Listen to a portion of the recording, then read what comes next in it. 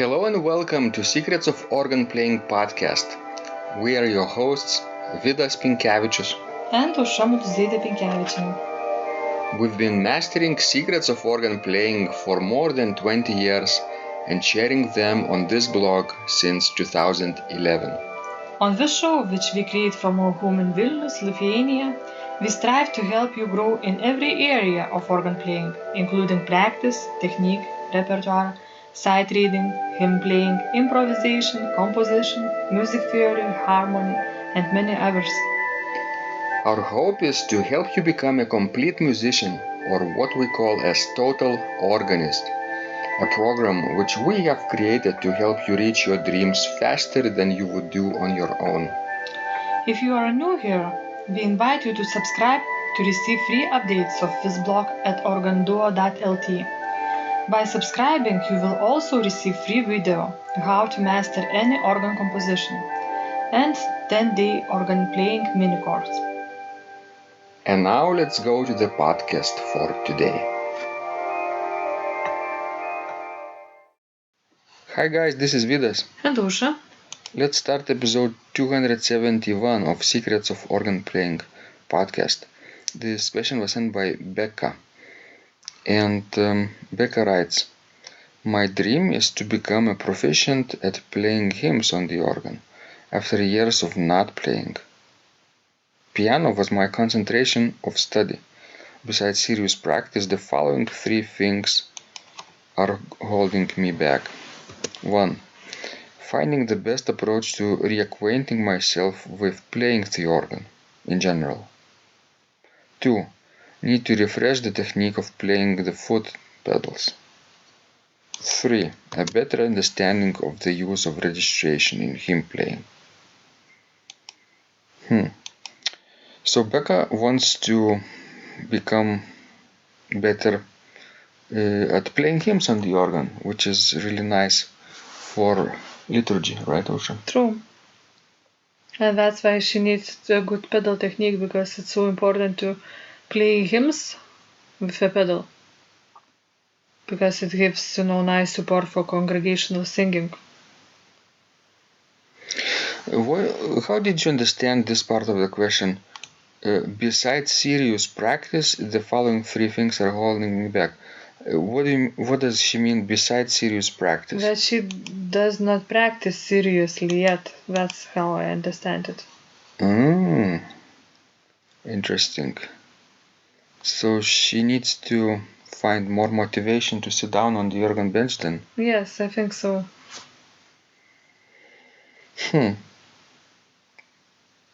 First of all, I would suggest picking up a challenge, either internal challenge or external challenge. What do you think? That might help.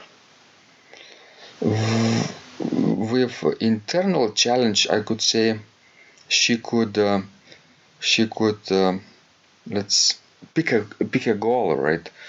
To practice for, let's say, 30 days non-stop, for every day, let's say, for starters, right? That would be her challenge. And probably on the calendar she would mark each day when she sits down on the bench, and that would help her keep track of her practice and don't break this pattern. Yes, that might be, very helpful and interesting. Now I think, about that first thing that she writes, finding the best approach to reacquainting myself with playing the organ in general, and then she talks about, playing the foot pedals. I would not separate these 2 points, the first one and the second one, because if you are playing the organ, then pedal is, a part of playing the organ. Pedals are like the third hand. I know, so you would not need to separate these 2 points. That's my opinion. That's understandable, because piano was her concentration years ago, and when she starts to practice the organ now, her piano background comes up, and she still thinks about organ playing in terms of keyboard playing, not pedal playing so much. But, in that case, she just needs to do more exercises with pedal. Would him playing help her improve pedal playing too? Sure, of course. Like maybe play any voice on the pedals. That's right.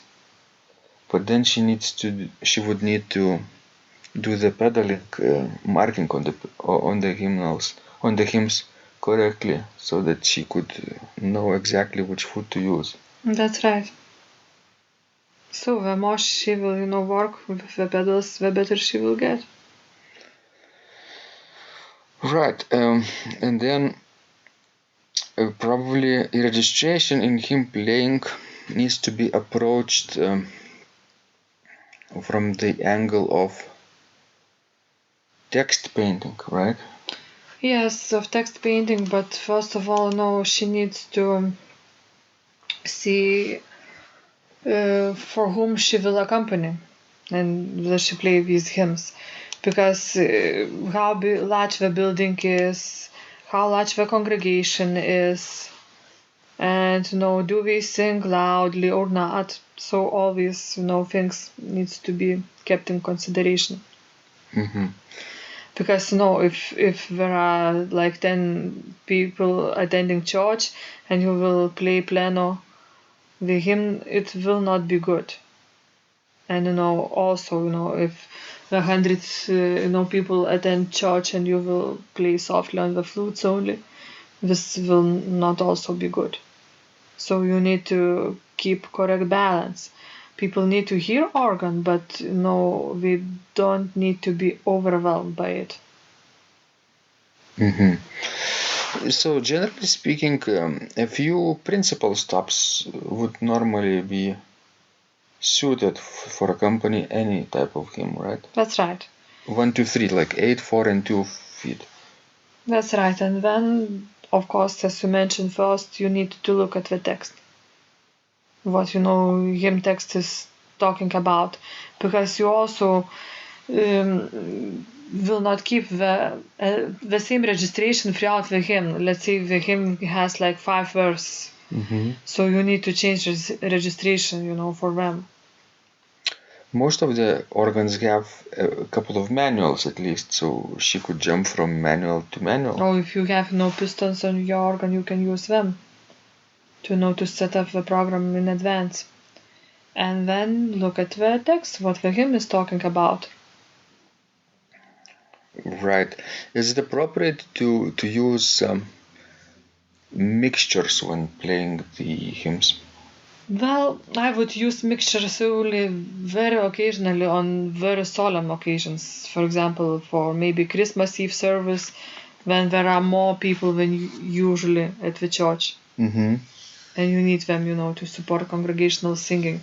But you always need to check, because it might be too much adding mixtures. Don't you think so? All right. Maybe for the last stanza. Yes. What about the reeds? Would reeds works? Trumpet, bombarde? Also the same as mixture. You only use them very rarely. Uh-huh. Maybe for Easter. Right. What about 16 foot in the manuals? Again, it depends, how acoustically the church works and how many people there are. If it's a large church and a lot of people and your mixtures are not as bright and pitched lower, Then yes, then you could use the 16 foot in the manuals too. to add more gravity. That's right. Because I remember once when I played Christmas service at Grace Lutheran Church in Lincoln, Nebraska. There were so many people that I played the full organ, and I could still not hear it. So you need to look to a particular situation. Have you ever played the hymns with flutes? Yes, actually I had. When we had small service, like evening services, for example, in the chapel, an organ was small, and there were room was small, and there were few people. Then yes, of course, why not? What about the strings? Yes, I would use them too. During Lent? Yes. Mm-hmm. Or for the hymns that, yes, in general, softer character. For example, if the hymn talks about gentle Mary, definitely you will not use mixtures and reeds and maybe fewer principles. You know what would be suitable for strings? I think some of the Gregorian chant. Yes, because there are, even in the Protestant hymnals, there are hymns based on Gregorian chant. Mm-hmm. So definitely we need to be played softer because the character is gentle and soft. All right. And usually when we have these special seasons like uh, Advent and Lent, we play more, subtle repertoire and softer hymns. Because their text talks about either awaiting of Jesus' birth or about suffering, especially during Holy Week, a week before Easter. So you need to use then softer stops and to save the louder stops for Easter morning. Good. I hope this was helpful to people, right? Well, I hope so. So, guys, please send us more of your questions. We love helping you grow. And remember, when you practice, Miracles happen. This blog is supported by Total Organist, the most comprehensive organ training program online, where you will find courses for every area of organ playing, including technique, practice, sight reading, repertoire playing, hymn playing, improvisation, composition, music theory and harmony, with hundreds of scores and thousands of exercises. Here is what some of the students are saying.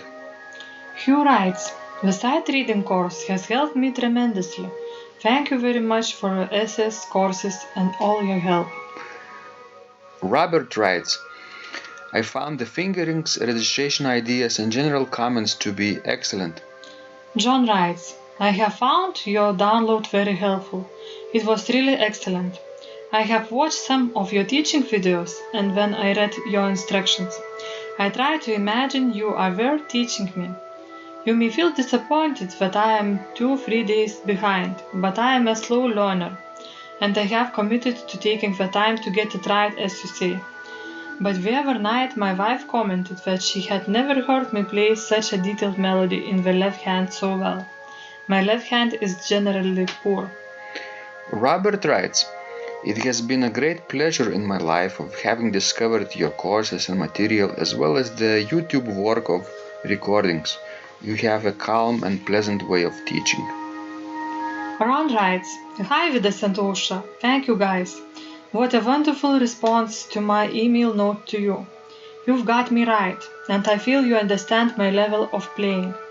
Yes, at home and lucky that I have an organ for that reason. I am paying attention to this, and I am going to try this haha no longer secret model. Yes, and I love Cesar Frank too. What is very nice about your blog podcast is that Osha and Vidas are like a Socratic dialogue, and by bouncing things off of each other, so much more information comes out and is expressed. Your comments contain a wealth of information and understanding. I really appreciate this.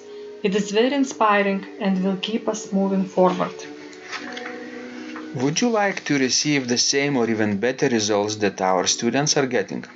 If so, join them at organduo.lt/total-organist. And of course, you will get the first month free too. You can cancel anytime. Also, if you haven't yet subscribed to receive free updates of this blog, make sure you do that at organduo.lt. By subscribing, you will also receive free video, how to master any organ composition and 10-day organ playing mini course. This was Vidas. And Osha from Secrets of Organ Playing. And remember, when you practice, miracles happen.